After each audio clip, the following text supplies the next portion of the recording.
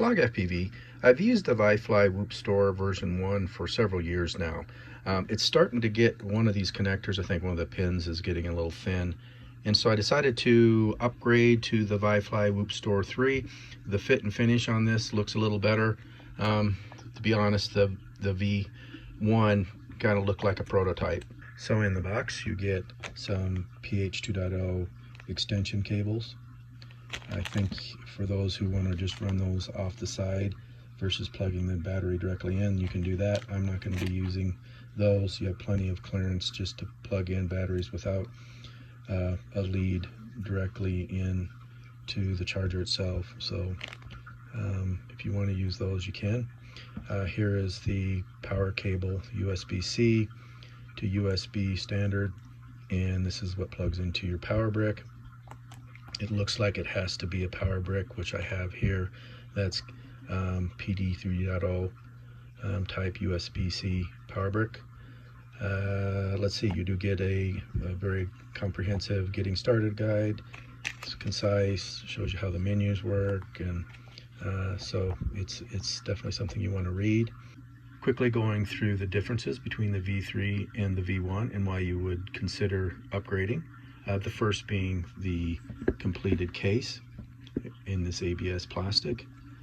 It really finishes up the product nicely, whereas this one just has a plexiglass bottom with standoffs. It's an open frame. The next improvement that I like is all the connectors are on the top face, whereas this, they have the PH 2.0 connectors on the side and the BT 2.0 on the top. The other nice enhancement is the color display. It's a lot nicer than the original. I like the menu system substantially better. It's easier and more intuitive than the V1. I like that it has rubber feet so it doesn't slip around. I like that it has a built-in fan. This one does not, so it's not going to overheat.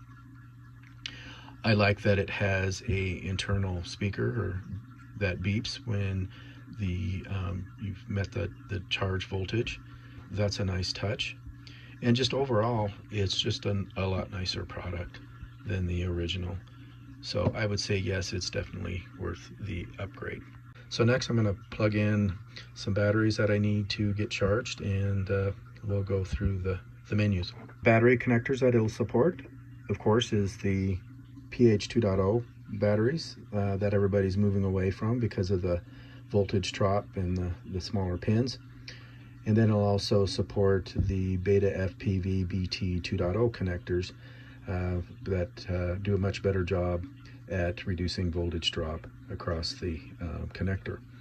But in addition, it's not listed here, it will also support the GNB A30 battery, which is connector, which is basically the same as the BT 2.0. It just has a groove that makes the batteries incompatible.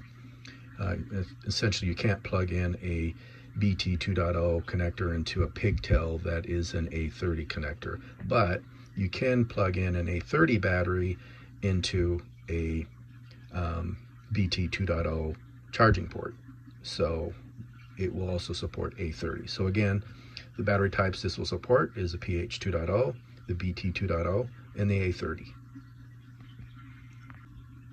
Okay, I have my batteries plugged in that I need to get charged.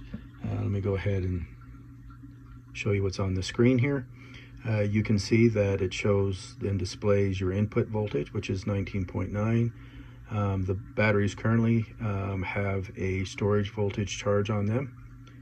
And so if you want to start charging and changing the voltage, it's just as simple as pressing this button, and you can see that it's changed from 3.8 to 3.85, and then you do it again, it's 4.2, which is standard voltage, and then push it again, it's 4.35.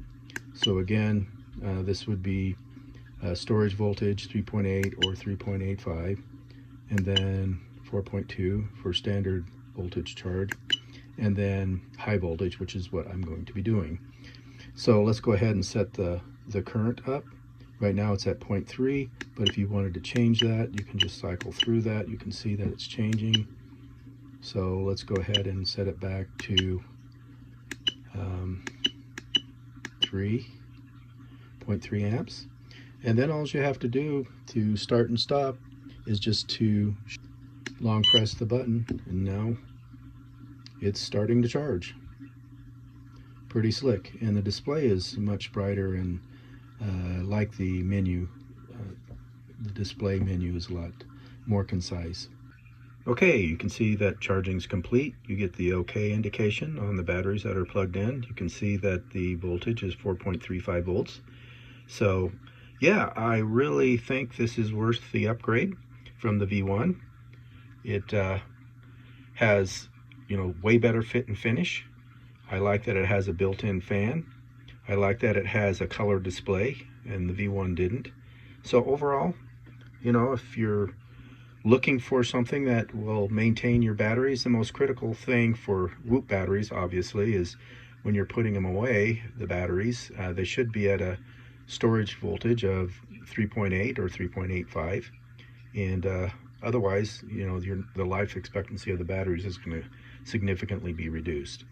Especially with these more expensive batteries like I have here, you want to really properly maintain them and make sure they're always put away with the correct storage voltage.